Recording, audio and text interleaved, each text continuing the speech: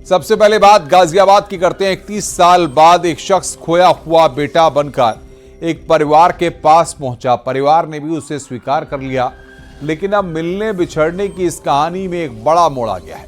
देहरादून के शर्मा परिवार ने दावा किया है कि जो राजू बनकर आया गाजियाबाद, वो कुछ महीने पहले उनका बेटा मोनू बनकर देहरादून आया था। देखिए एक शख्स दो किरदार के क्या है राज।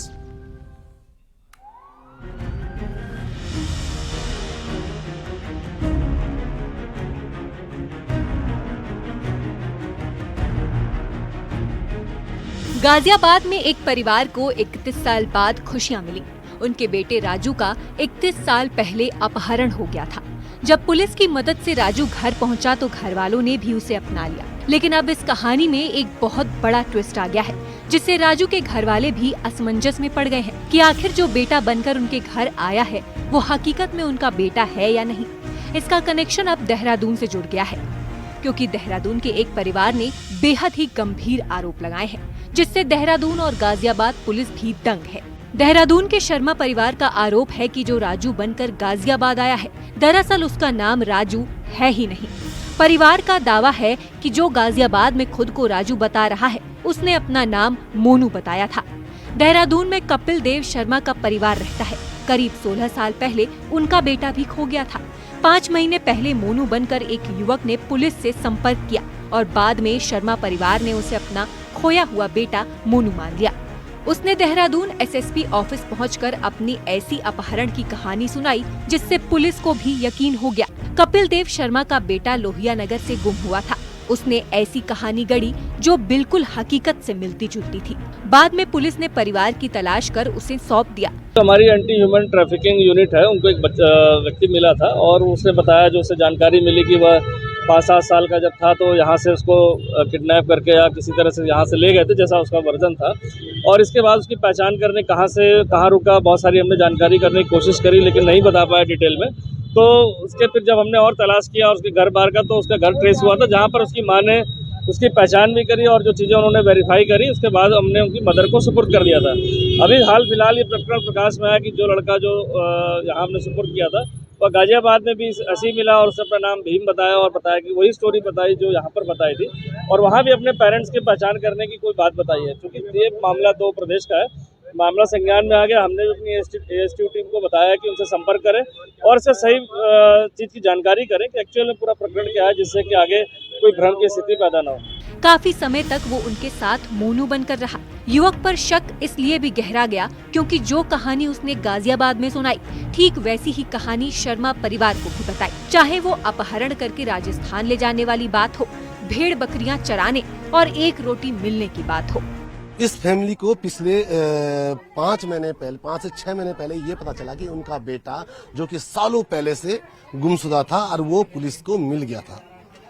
उस व्यक्ति ने अपनी एक ऐसी कहानी रची और पुलिस के पास गया और कहा कि मैं देहरादून का रहने वाला हूँ। कहानी के पात्र में आप उसके फादर आए थे।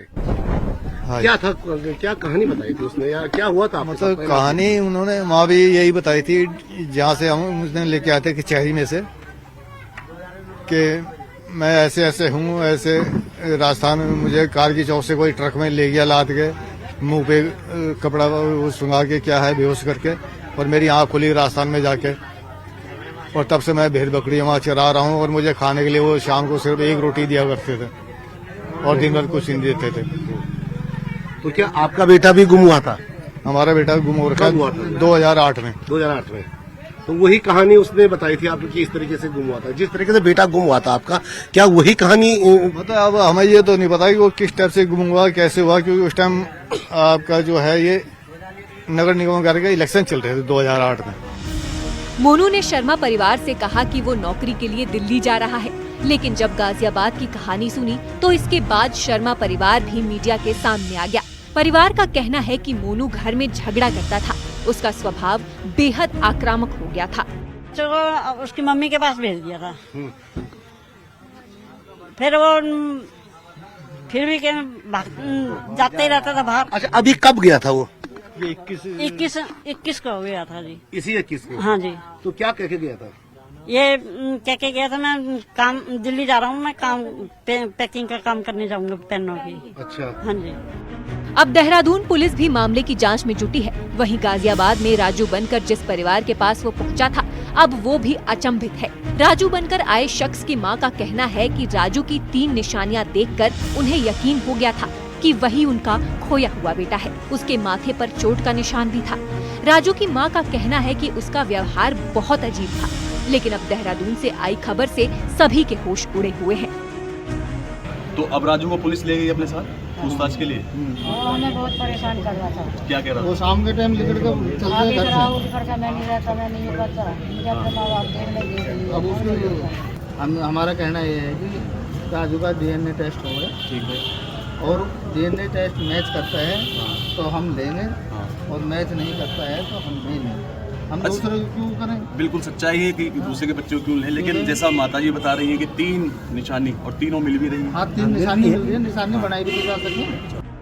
पुलिस पूछताछ के लिए राजू को अपने साथ ले गई है। वहीं घर वाले DNA टेस्ट की भी मांग कर रहे हैं। ये वही परिवार है जो इससे 3 दिन पहले बेहद खुशियां मना रहा था कि 31 साल बाद उनका बेटा घर पर वापस आया है। लेकिन जैसे ही पता चला कि देहरादून में भी ऐसी ही स्टोरी बनाकर राजू ने एक और परिवार के साथ ऐसा किया, उसके बाद पुलिस ने राजू को तफ्तीश के लिए, पूछताछ के लिए अपने पास ले लिया है, डिटेन किया हुआ है। वहीं दूसरी ओर परिवार का कहना यह है कि अब ऐसे में वो राजू का DNA कराएंगे। DNA से इस बात का चल पाएगा कि राजू उनका असल बेटा है या नहीं। कैमरा पर्सन सतीश के साथ अमित राणा, न्यूज़ 18 उत्तर प्रदेश।